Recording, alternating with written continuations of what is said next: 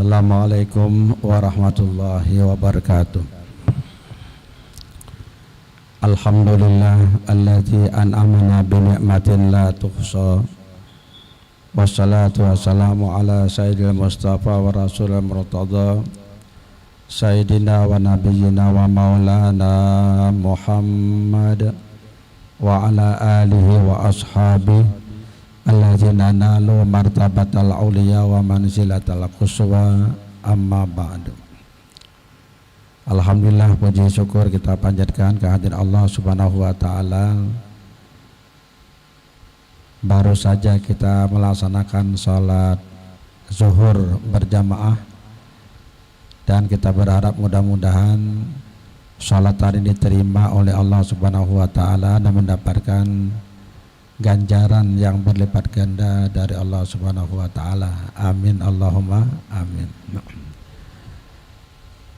Sesuai dengan tema yang disampaikan oleh panitia, kita masih membicarakan tentang Lailatul Qadar.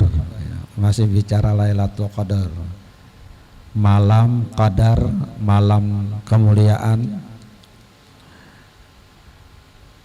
Kalau kemarin kita bicarakan tentang apa itu malam qadar, amalia apa yang kita lakukan, apa fadilat dan keutamaannya. Hari ini kita bicarakan ibroh, ya, ibrah yang terkandung dalam Lailatul Qadar. Ibrah itu kalau bahasa kita pelajaran. Ibrah itu kalau bahasa kita adalah sesuatu yang dapat diambil manfaat dari sesuatu yang diciptakan Allah Subhanahu wa taala. Ada ibroh, bukan hikmat ya, ada hikmat, ada ibroh. Ibrohnya, pelajaran apa yang kita dapatkan dari Lailatul Qadar. Bapak-bapak dan Ibu, yang pertama kita mendapatkan pelajaran melalui Lailatul Qadar ini adalah menghidupkan waktu malam untuk beribadah. Saya ulangi ya. Yang pertama kita diajarkan melalui Lailatul Qadar ini supaya menghidupkan malam itu dengan ibadah kepada Allah Subhanahu wa taala. Di dalam beberapa ayat Al-Qur'an itu ditegaskan memang Allah menciptakan siang dan malam itu ada peruntukan tertentu. Adanya siang dan malam itu ada peruntukan yang diberikan Allah kepada umat manusia, bahkan juga kepada binatang, bahkan juga kepada seluruh ciptaan Allah di alam semesta ini. Jadi bukan hanya sekedar ada siang dan malam, peruntukan siang dan malam, tapi ada fungsi-fungsi dari masing-masing ciptaan Allah itu. Antara lain, siang Allah ciptakan untuk mencari penghidupan. Malam diciptakan Allah untuk istirahat dan ibadat kepada Allah Subhanahu wa taala. Jadi seyogianya malam itu tidak diisi dengan pekerjaan siang lagi. Seyogianya lah. Walaupun dalam praktiknya kita kadang-kadang terpaksa harus bekerja malam. Tapi kalau aturan aslinya itu bekerja tuh siang, dari pagi sampai sore silakan bekerja, tapi berikan waktulah untuk ibadah kepada Allah Subhanahu wa taala. Dan waktu itu yang disediakan panjang oleh Allah adalah malam. Makanya kenapa ada malam qadar, malam Lailatul Qadar tidak diberitahukan oleh Allah kapan terjadinya, supaya malam-malam terutama di bulan Ramadan, terutama lagi di akhir Ramadan, orang itu fokus untuk ibadat kepada Allah Subhanahu wa taala. Sejenaklah urusan-urusan siang, urusan-urusan dunia, urusan bisnis dan lain-lain itu ditinggalkan dulu. Malam konsentrasikan diri kepada ibadah kepada Allah Subhanahu wa taala. Apakah diajarkan semalam suntuk? Tidak juga Bapak-bapak. Walaupun dalam konteks dengan Lailatul Qadar itu semalam suntuk, tapi yang diajarkan oleh Nabi, yang diperintahkan oleh Allah tidak hanya sebagian saja. Coba kita perhatikan firman Allah Subhanahu wa taala dalam Al-Qur'anul Karim. A'udzubillahi minasyaitonirrajim. Bismillahirrahmanirrahim. Wa minal laili fatahajjat bihi nafilatan laka asa ayyab'atsaka rabbuka maqaman mahmuda. Dan sebagian dari malam, jadi bukan seluruh malam, sebagian dari malam, fatahajjat bihi, bangunlah engkau, sembahyang tahajudlah kamu. Nafilatan laka, hukumnya pun longgar, itu sunat saja kata Allah, tidak wajib, tapi nilainya yang besar. Asa ayyab'atsaka rabbuka maqaman mahmuda, siapa tahu dengan kamu salat waktu malam itu Allah akan mengangkat engkau ke maqaman mahmuda, tempat yang terpuji. Jadi kalau orang ingin mendapatkan posisi dan kedudukan yang mahmud, yang terpuji di sisi Allah Subhanahu wa taala, kuncinya adalah pada sembahyang malam. Bagaimana praktik yang dilakukan oleh Rasulullah?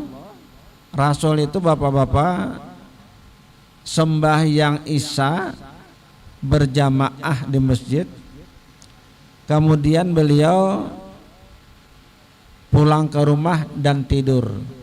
Jadi Nabi itu tidurnya tidak larut malam, tidurnya sesudah salat Isya. Nanti sekitar jam 2 malam beliau bangun, beliau ibadat sampai waktu subuh, baru salat subuh berjamaah. Jadi ada waktu untuk istirahat, ada waktu untuk beribadat.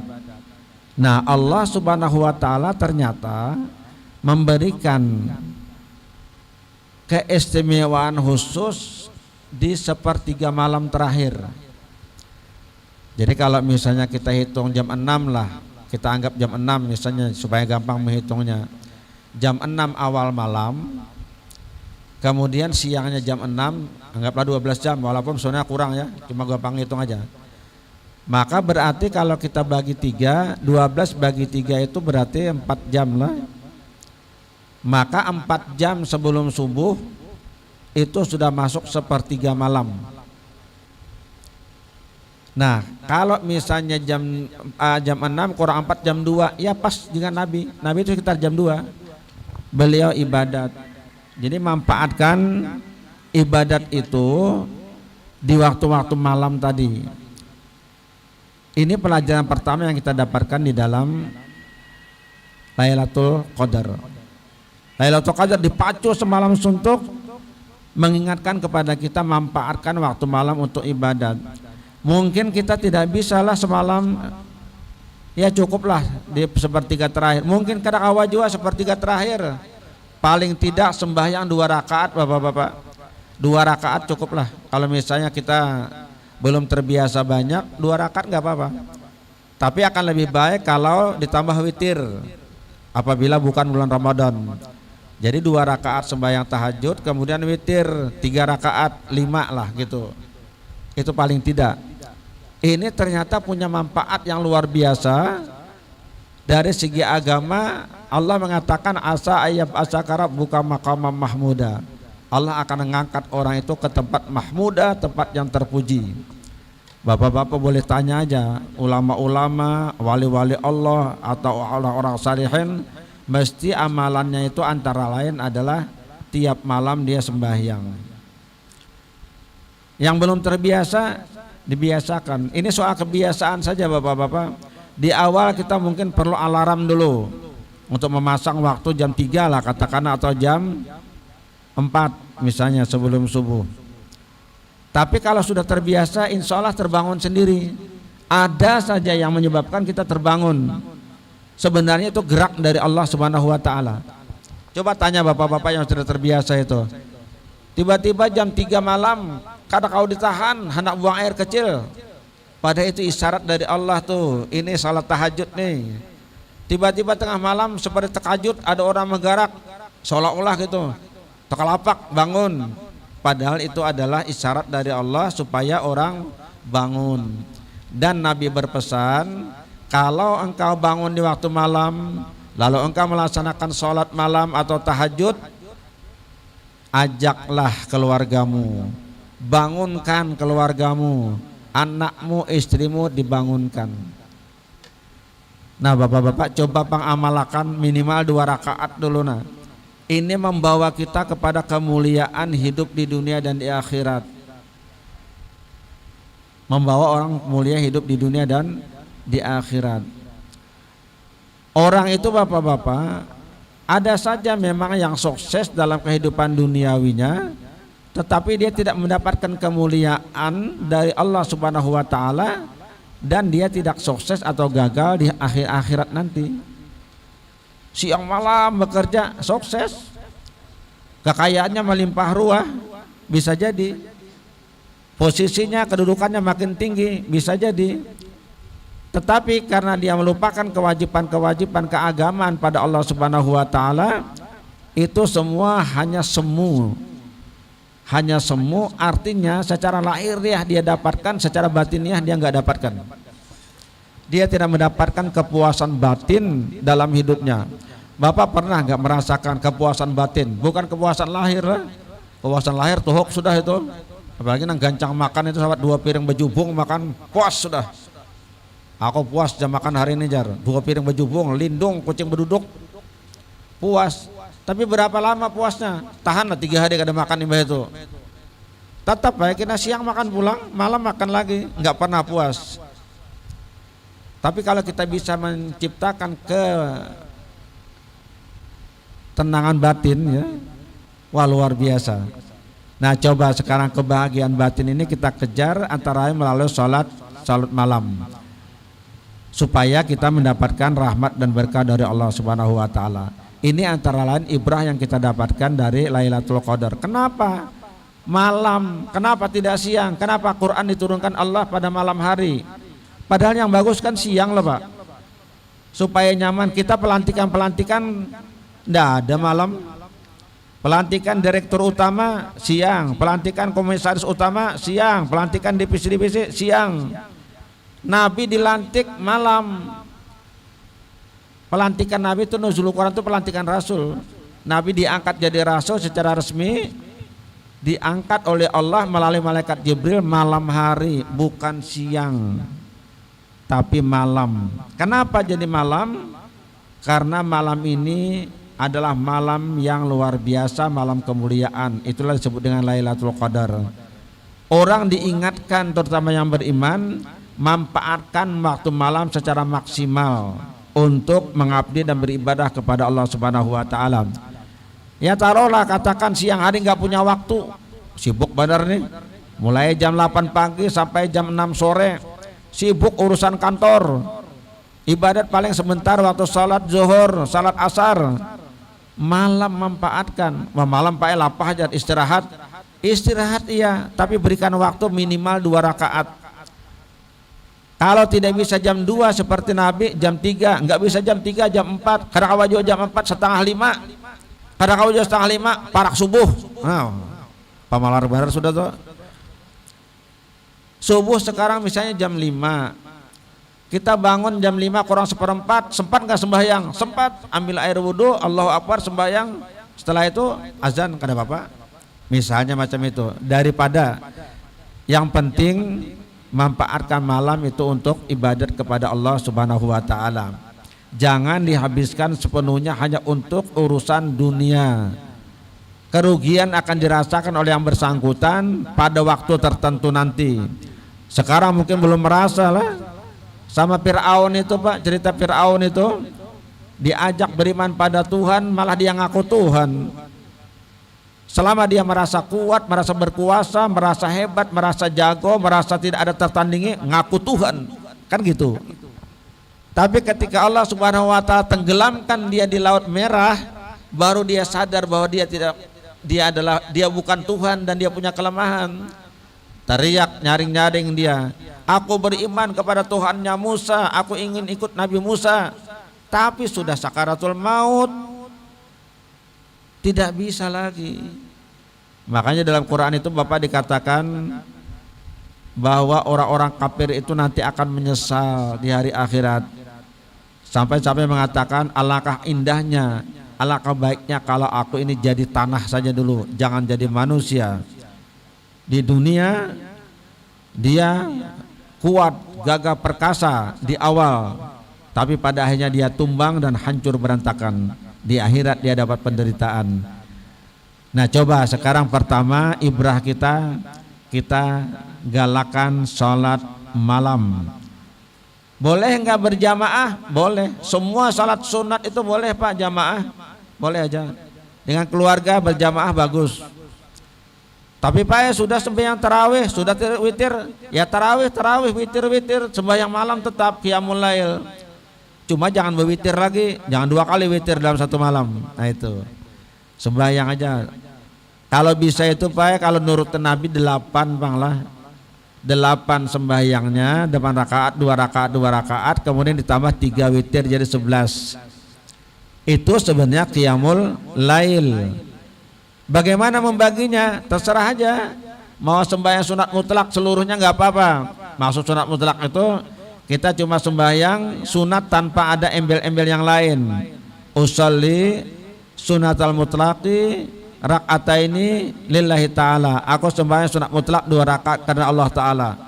Sampai 2 rakaat salam. Kemudian bangun lagi sembahyang lagi 2 rakaat salam. Itu namanya sembahyang sunat mutlak. Boleh enggak? Boleh. Bagus enggak? Bagus. Tapi waktunya ingat 1/3 malam. Yang dimaksud ini itu tahajud. Boleh enggak Pak dilabelnya secara eksplisit tahajudnya? Boleh juga, enggak apa-apa. Usolli sunatat tahajudi rak'ataini lillahi ta'ala. Aku sembahyang sunat tahajud 2 rakaat karena Allah Ta'ala. Sama saja. Boleh enggak divariasi Pak? Tapi jumlahnya tetap 8. Ini nama 8 lah. Mau anak 2 juga ada apa-apa nih lah. Silakan. Cuma kalau yang bagus hendak 8. Kalau kita kuat, kita mampu dan kita tidak bermasalah. Kalau enggak ya 2 aja nggak apa-apa. Yang penting ada dulu. Nah, kalau misalnya kita mau bagi, yang pertama sembahyang tobat 2 rakaat dulu. Yang kedua sembahyang tahajud 2 rakaat, 4 sudah. Yang ketiga sembahyang hajat 2 rakaat, 6.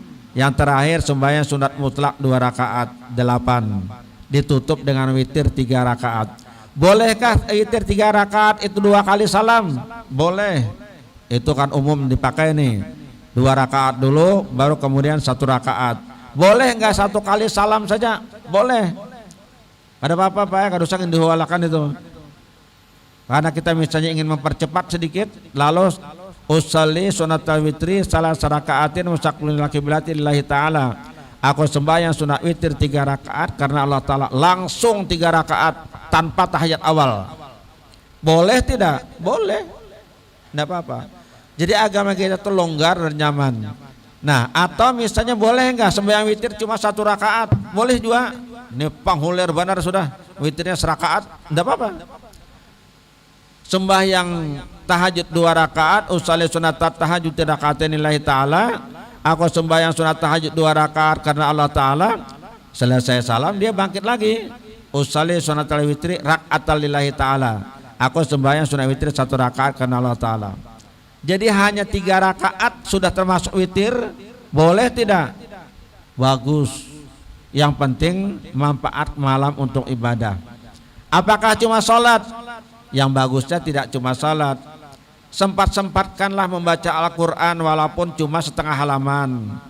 Sempat-sempatkanlah membaca salawat walaupun 1-2 kali atau 10 kali. Sempat-sempatkanlah beristighfar, bertobat pada Allah paling tidak 10 kali. Jadi isi waktu malam dengan ibadat pada Allah Subhanahu wa ta'ala. Oke lah, kemarin kita katakan semua pekerjaan baik itu jadi ibadah. Tapi tetap ibadah ritual, ibadah mahdah itu punya nilai tersendiri Pak. Ada nilai tersendiri di dalamnya. Allah mengangkat harkat dan martabat seseorang yang ibadah mahdanya kuat dan bagus. Maka mahmudah, tempat yang terpuji. Nah, jadi sekali lagi ibrah yang pertama yang kita dapatkan dari Lailatul Qadar itu adalah menghidupkan malam dengan ibadat. Bagaimana kalau kebetulan Pak jam 2 atau pas bola dunia nih, maka biasanya hingga tengah malam bola dunia nih, jarang siang. Kenapa jadi jarang siang? Ya jamnya beda kan. Di Amerika dengan kita tuh 12 jam loh Pak. Di Eropa itu 9 sampai 10 jam bedanya. Mekah dengan kita di sini 5 jam selisihnya. Maka ketika kita di sini siang jam 7 pagi, di sana masih jam 3. Jadi kalau kita tengah malam nonton orang di sana siang, boleh enggak? Jangan bicara itu dulu. Yang penting sekarang ambil air wudu, Allahu Akbar, sembahyang dulu. Tapi jangan sembahyang sambil nonton bola. Nah itu jangan. Matanya ke TV, menghadapnya kiblat, diandak spesial di hadapan di arah kiblat, tipenya Allahu Akbar. Hore. Jangan campur adukan antara persoalan-persoalan duniawi dengan urusan ibadat pada Allah Subhanahu wa taala. Mau nonton setelah itu silakan, lah, enggak apa-apa. Banyak orang kan seperti itu, berjaga malam, begadang nunggu bola. Sedikit orang yang begadang nunggu salat tahajud. Sekarang kita tidak. Insan-insan yang mulia, insan-insan bangkasel yang ingin sukses dunia dan akhirat, memanfaatkan malam justru untuk ibadat pada Allah. Seharian kerja di kantor, malam kerja untuk Allah Subhanahu wa taala. Itu kalau kasarnya kayak gitu. Nah, itu yang pertama.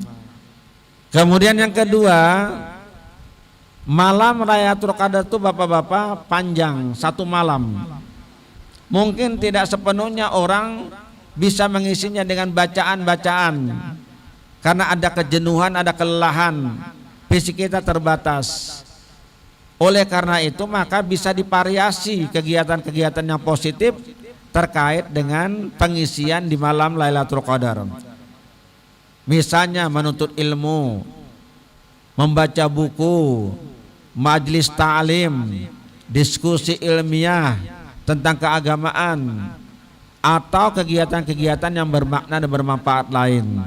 Kita malam ini nggak bisa semalam suntuk baca Al-Quran, tapi kita bisa adakan misalnya haflah tilawatil Quran, bisa macam-macam. Nah ini apa artinya? Artinya kita diminta untuk memanfaatkan waktu malam itu juga untuk melakukan sesuatu yang positif. Melakukan sesuatu yang positif. Kalau tadi ibadat, oke, selesai sudah. Sekarang malam melakukan yang positif. Apa yang positif yang bisa kita lakukan? Antara lain melakukan perenungan. Antara lain kita melakukan perenungan atau melakukan tafakkur. Kita pernah lah bapak-bapak bertafakur, berpikir tentang hidup, berpikir tentang masa depan hidup kita, berpikir tentang diri kita, berpikir hubungan kita dengan Allah dan manusia, berpikir tentang ibadah kita, berpikir tentang dosa-dosa kita, berpikir tentang bagaimana nasib kita sesudah kita mati nanti dan menghadap Allah. Coba berpikir itu. Ada waktu sedikit aja, enggak usah lama-lama. Berhenti sebentar. Tadi sembahyang sudah, oke, sembahyang sudah. Kemudian kita merenung, membayangkan masa kecil kita, masa remaja kita, bagaimana ibadat kita zaman dulu, pikir terus sampai nanti dia ingat masa lalu, sadar untuk masa depan, dia bertobat pada Allah Subhanahu wa taala. Nah, orang macam ini bapak-bapak termasuk salah satu dari 7 orang yang bakal mendapatkan naungan atau perlindungan dari Allah Subhanahu wa taala di hari kiamat nanti. Rasul mengatakan ada 7 tuh Pak. Ada 7 orang yang dapat perlindungan dari Allah. Yauma la zilla illa zilluh, kata Nabi. Pada hari yang tidak ada naungan lain kecuali naungan dari Allah Subhanahu wa taala. Dulu kan kita pernah cerita ya, semua kita kan dipanggil nanti di padang mahsyar. Padang mahsyar itu padang lapang yang luas, kayak Arafah lah di gambarannya itu. Dan matahari konon hanya sejengkal dari ubun-ubun kita. Matahari yang begitu panas, kalau di dunia ini panasnya mencapai 7.000 derajat Celcius. Jarak antara matahari dengan bumi kita udah bicarakan nih, sekitar 150 juta kilometer. Itu pun panasnya bukan main. Kalau kita keluar pas hari panas terasa betul panasnya, padahal jaraknya 150 juta kilometer. Apalagi di daerah-daerah yang bermusim panas dan musim dingin, bisa mencapai 40 sampai 43, 44 derajat Celcius. Padahal jaraknya 150 juta kilometer dari bumi. Nanti di padang mahsyar hanya sejengkal. Maka nggak bisa kebayang betapa luar biasanya panas pada waktu itu.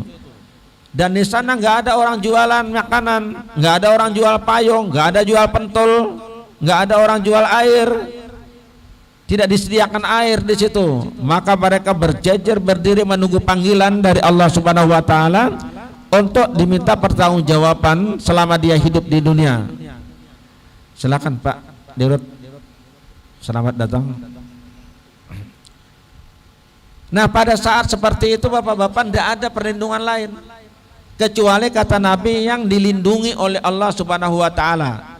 Yang dilindungi oleh siapa? Sudah dikasih tahu oleh Nabi, ada 7 orang, 7 kelompok orang yang dilindungi itu. Kita itu biasanya kalau hari panas kayak begini nih keluar, terasa nggak mataharinya panas. Ini aja pakai kipas angin yang menderu-deru masih terasa panas. Tapi kalau kita keluar di siang hari pakai payung, walaupun payung itu tipis ya, setipis kain kita, tetap ada pengaruhnya untuk bisa mengurangi rasa panas. Nanti di akhirat ada yang dapat payung ini, ada 7 macam, ada 7 kelompok orang. Yang pertama al-imamul adil, itu imam yang adil. Nah, imam, siapa itu imam yang adil? Imam itu bahasa kita artinya pemimpin. Semua yang namanya pemimpin kalau dia adil dapat perlindungan dari Allah Subhanahu wa taala. Nabi tidak mengatakan imam itu harus presiden saja. Nabi tidak mengatakan harus menteri saja. Semua yang memimpin apapun kalau adil melakukan, nomor 1 itu. Nomor 1, dia akan dapat perlindungan dari Allah. Sama kita dengan di bank ini. Direktur utama, pemimpin, adil, dijamin ada perlindungan. Kepala divisi, adil, dijamin. Apalagi kepala OPZ, mana kepala OPZ? Nah, dijamin. Semua pemimpin yang adil itu akan diberikan perlindungan oleh Allah Subhanahu wa taala. Makanya saya bilang kawan-kawan di mana-mana sering itu kalau ada ulama, ada tokoh tiba-tiba mencalonkan diri jadi wali kota, jadi bupati atau jadi gubernur, jadi presiden, jangan dicaci maki, jangan dikatakan langsung ini keduniaan juga kayaknya. Ketika Pak Kiai Ma'ruf Amin itu cucunya Sunan Gunung Jati loh, Kiai Ma'ruf Amin yang jadi wapres itu. Ketika beliau mencalonkan diri, orang pun macam-macam berpandangan, wah ulama tapi keduniaan juga sekalinya jar. Nanti dulu, jangan langsung. Kenapa? Karena Rasul mengatakan seorang imam yang adil, 1 hari saja dia berlaku adil untuk rakyatnya, itu lebih baik dari ibadat 60 tahun. Bapak mungkin masih ingat Bupati Banjar Martapura dulu, seorang ustadz, tuan guru, Kiai Haji Halilur Rahman. Waktu sudah mencalon, kita berbincang-bincang, guru 4 jua pian lah mencalon lah. Kada jadi aku mah ingari aja, asal kayak itu Pak. Mah ingari, apa bahasa Indonesia mah ingari itu apa? 4 jua berbaur orang pemilihan bupati Kabupaten Banjar. Sekalinya sidin kan serius dihimati sidin. Guru sekalinya bubujuran, biarlah kada sakada mah ingari, karena ini 4 bubujuran, nih belum terpilih.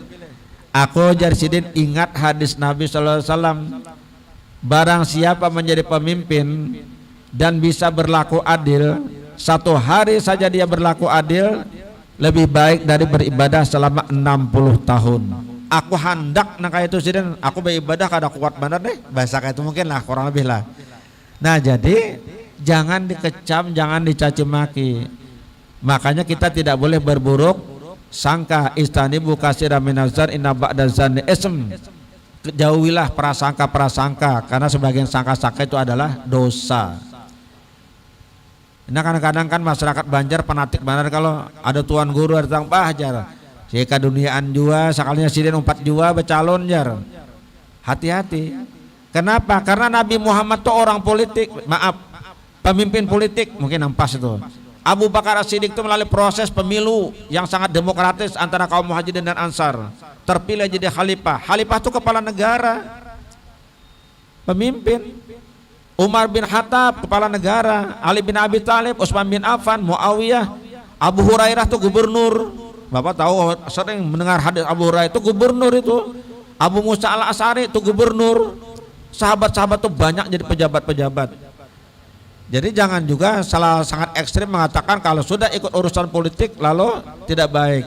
Ternyata ketika Rasulullah bicara tentang 7 orang yang dilindungi oleh Allah Subhanahu wa taala hari kiamat, nomor 1 al-imamul adil. Malah yang pertama imam yang adil. Yang kedua syabun nasa'a fi ibadatillah. Anak-anak muda nih. Nasa'a yang tumbuh kembang dengan ibadat pada Allah Subhanahu wa taala. Nabi tidak menyebut orang tua, Pak. Yang disebut anak muda. Anak muda yang rajin beribadat, tumbuh dan besar di dalam ibadat pada Allah Subhanahu wa taala. Kita tidak tahu kenapa Nabi mengatakan itu. Yang kita tahu cuma anak muda tantangannya lebih berat daripada orang tua. Kalau orang tua tuh rajin ke langgar, rajin ke masjid, rajin ibadat, wajarlah. Tuha sudah tuhuk, sudah mengalami hidup asam garam dunia. Banyak sudah makan uyah. Kekanakan kada banyak dulu makan uyah. Itu bahasa orang Banjar itu makan garam. Tiba-tiba disuruh ibadat mau, maka dia dapat perlindungan dari Allah Subhanahu wa taala. Yang ketiga, rajulun qalbuhu mu'allaqun bil masajid. Rajulun seorang laki-laki yang hatinya terpaut dengan masjid, tergantung dengan masjid. Rindu terus dengan masjid, ingin terus ke masjid. Tiap kali waktu sholat dia ke masjid. Ini kita tahu nih, rajulun laki-laki tua atau muda sama.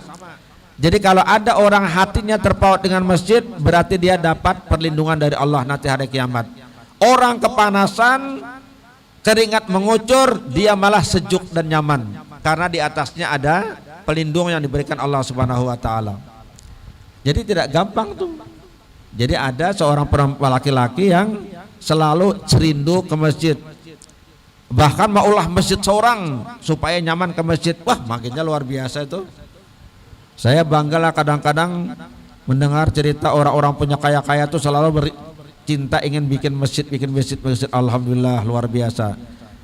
Mudah-mudahan sini Mbak Maulah, sini rajin pulang ke masjid. Jangan meulahkan aja. Ini ada juga kan Mbak Tuntung, aku sudah meulahkan deh. Ikut mana menyambayangnya ada juga kayak itu. Bagus juga ada Bapak, nampaknya ada kepedulian soal masjid. Itu Pak katanya Yusuf Hamka yang Raja Tol tuh. Tahu Raja Tol? Yang bikin jalan-jalan tol itu kan beliau tuh. Makan bikin tol sendiri katanya biaya sendiri tuh. Di mana Cipulangi kah namanya tuh? Itu kan cita-citanya ingin bikin 1000 masjid. Anaknya juga macam itu. Wah, ini orang kaya raya bikin 1000 masjid yang penghasilannya berapa M itu sehari, kalau tidak salah 6 miliar sehari. Kalau kita sehari berapa? Pak Fadil berapa sehari? Berapa miliar? Konon Pak Yusuf itu sudah 1 hari 6 miliaran penghasilan dari jalan tol yang dia kelola. Luar biasa. Dan cita-citanya ingin bikin masjid. Nah, ini yang dapat juga perlindungan dari Allah. Kemudian ada lagi rajulun da'atuh imra'atun zata mansabin wa jamalin. Ini soal laki perempuan nih. Ada seorang laki-laki kata Nabi yang didatangi oleh perempuan yang cantik jelita dan memiliki kedudukan tinggi di masyarakat. Zata mansabin itu ya tokoh perempuan yang punya kedudukan di masyarakat. Orang yang cantik, lalu ngajak dia berzina. Dibawa berduaan, dia menawarkan dirinya untuk berzina. Tapi para laki-laki ini mengatakan, ini akhafullah, aku takut kepada Allah Subhanahu wa taala. Nah, nomor 4, orang yang mampu menghindari perbuatan dosa dan maksiat semata-mata karena takut kepada Allah Subhanahu wa taala.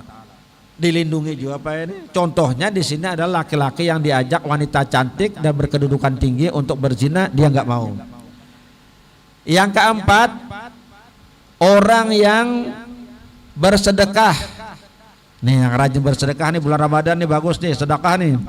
Orang yang bersedekah secara rahasia, la ya'lamu simaluhu mayumpiku yaminuhu. Tangan kirinya tidak tahu apa yang diberikan oleh tangan kanannya. Ini saking rahasianya, Pak. Menyerahkan sedekah tangan kanan, tangan kiri aja nggak tahu, apalagi orang lain. Nah, ini yang masuk nih, yang masuk 7 kelompok orang yang akan dilindungi oleh Allah Subhanahu wa taala. Jadi tangannya menyerahkan, tangan kanan, tangan kiri tidak tahu. Kayak apa mau diumumkan bakurinah jar. Kada juga salah, cuma kada masuk di sini, itu aja kada masuk. Si Ano nyumbang sekian. Kena tolonglah jangan disebut-sebut saya lah jar. Tapi imbah itu ada disambut orang protes, nah itu lain pulang itu. Yang masuk kategori ini orang yang merahasiakan infak fisabilillahnya. Kemudian ada lagi yang disebut Nabi itu, nah ini, warajulun zakarallah khalian fafadat ainahu. Ada orang yang di tengah malam yang sunyi dan sepi, dia zikir kepada Allah, merenung dirinya. Nah, ini yang kita bicarakan tadi. Maka kemudian fafadat ainahu, sampai dia meneteskan air mata. Jadi air matanya mengalir setelah dia merenung. Nah, sekarang dengan berkat Lailatul Qadar, mari kita manfaatkan malam. Sebentar aja lah, tidak usah 1 jam.